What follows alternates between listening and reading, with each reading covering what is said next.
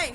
Hi. Hi. Hi. Okay, so as you can see, the corn is very, very high, and at this point, it's high enough that I don't really have to worry about the ducks trampling it and eating it. So the ducks can now move into the corn, and Mary doesn't have to break her back getting in there to pull out the little morning glory vines and stuff like that. Do they eat that? Yeah, they'll eat that. Oh, They'll eat just about just about anything. They're going to get to eat the peas. That's fine because that means that we've got the nitrogen nodules left in the ground that the peas created. So they just added a little extra fertilizer. That's all. Extra fertilizer. Of course, they're going to love to eat. Hang on, so let me show you what they're going. Let me show you what they're going to eat. All right. So yeah, for the most part, the peas actually have been drowned out. There's a few of them over there in that area, but there's a lot of this clover in here. There's some grass in here that they're going to nibble on. Some lamb's quarter. Of course, they're going to eat ladybugs, but most importantly, they're going to eat grasshoppers. And we want to get those grasshoppers munched really quick because if you look right up there, our corn is starting to tassel. All right, so the grasshoppers are coming in, flying in like paratroopers, coming to feast upon the corn. It is tasseling now. It'll be making ears soon. They'll be in silk soon. And if we don't stop the grasshoppers, we won't get a corn harvest. And our secret weapon is hiding right behind that fence over there. All right, back over here, I've got 4 panels that I've set up previously. I'm going to go ahead and grab those to make sure that the ducks can't get to the areas on the other side of the corn patch that I don't want them getting to just right now. I have some daikon radishes that are in the midst of going to seed, and I do want to gather the seed, and I don't want the ducks to eat it, and I have a fairly strong suspicion they'll probably try to.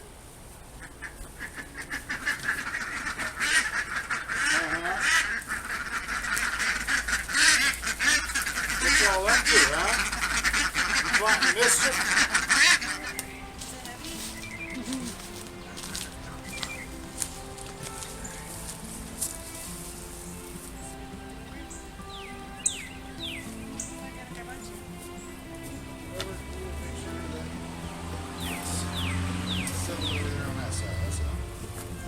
See, easy peasy. Yeah, you were worried it was going to be hard.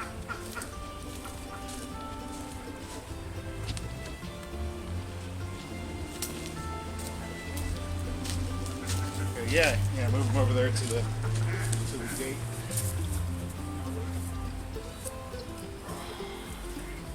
So heavy. And now, ladies and gentlemen, for a bit of cultural interest. Among the many things that ducks will not eat when given free choice, they will not eat wheat. That is wheat. Yep. Came from the wheat straw that we use for their bedding. There were some seeds in it. They germinated. The ducks refused to eat them. Three Sisters Gardening, we have squash growing, of course, in amongst our corn. And the experiment that we're into this year is to find out if the ducks are going to eat the squash. More on that later. Ooh, it is so moist out, I tell you. Muggy. Ah, it's muggy. Look, over my head here. Over my head here. So we got some blooms coming up on this squash. I don't know what kind of squash this one is. This is either a Seminole pumpkin or it's a butternut or it's a, I don't know which one it is. I planted a whole bunch of stuff. That's a bush type summer squash right there. It's doing just fine. There is a bush type summer squash there that is going to be just inside the fence. And that's a black locust tree.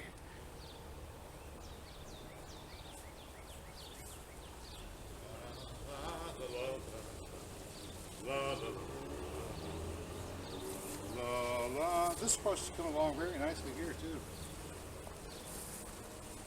But I only want to have a couple test examples that the ducks are going to be exposed to right now. And so we have one at the moment plagued by caterpillars, summer squash, and then there's the long trailing either pumpkin or winter squash. I don't know which one it is. It's not a summer squash, that's all I know. So we have two different varieties of cucurbita. One of these is the more tender summer squash that we have here. The other is the cucurbita machata in the form of either a pumpkin or butternut. And we'll find out, will the ducks eat the squash if they have the opportunity to. All right, so let's place this lovely panel here.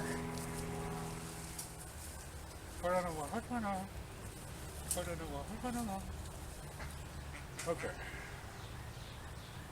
Yeah. Corners are fun and fairly simple to do. Just bring the pieces up together like so and tie them off.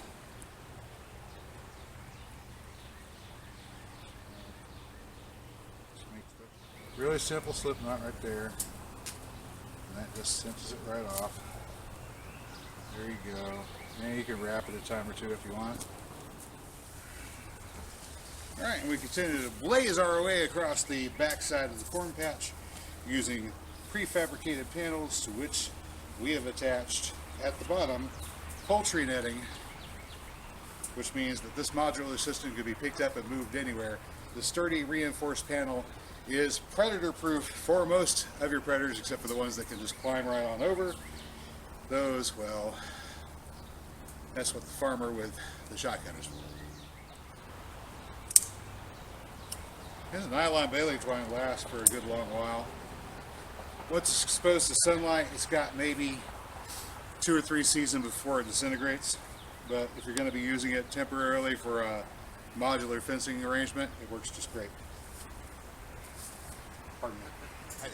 I'm here next to one of our corn plants. This is Big Horse Spotted Corn, northeastern Oklahoma. Today is June the, what is it today, 8th or 9th?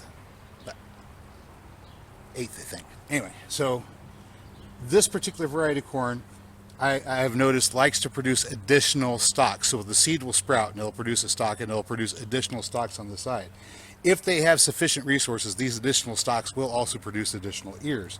So I'm going to drop the camera down. So I had originally, whenever I did this, I was dropping the camera down to have a look at the stalks at the base. I found something exciting.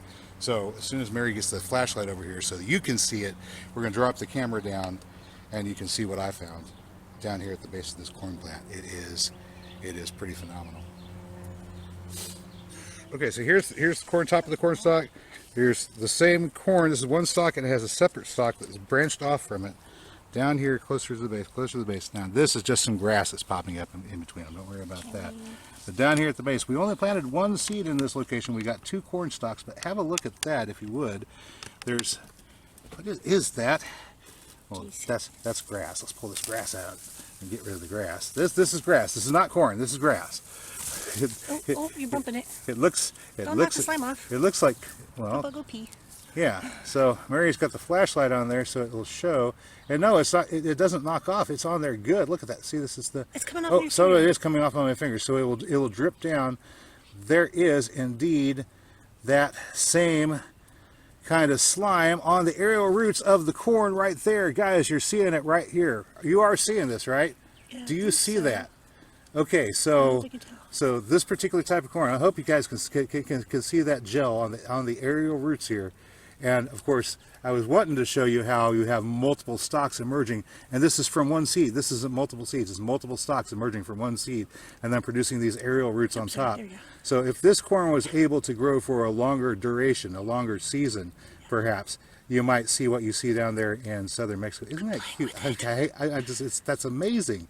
So that is that same gel that hosts a nitrogen fixing bacteria used for the corn to fertilize itself, and this may be one of the reasons why this particular corn was so amazingly successful.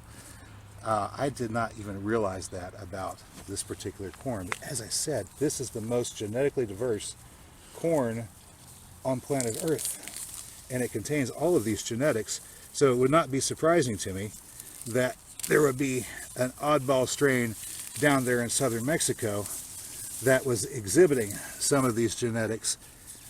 Speciation is a reductive process after all, and this is an older lineage of corn than what's currently being grown in Mexico. There you go. There it is, guys. Just like you would expect to see if this was actually the source of those genes in the first place, which it is. Okay, so now we have the ducks all enclosed inside this area. They won't be able to get out, but they will be able to get in, and they will be able to patrol the corn.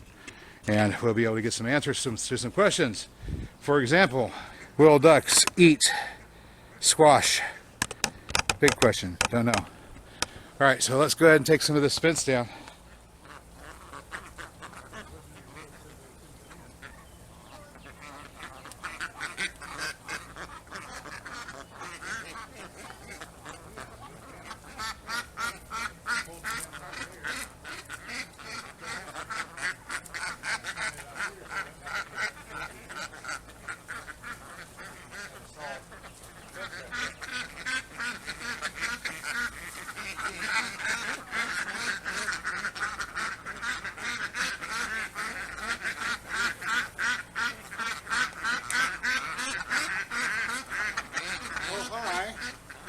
go. Oh.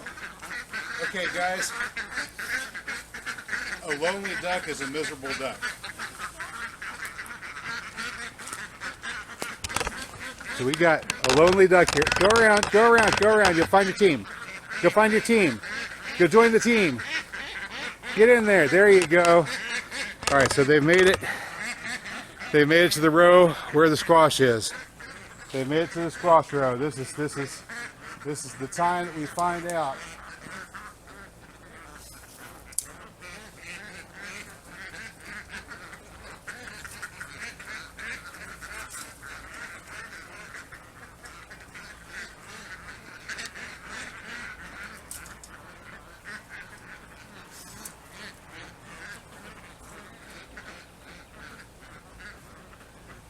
Probably not going to have to give them any feed for about a week now. All right, I'm going to go inside and make some dinner.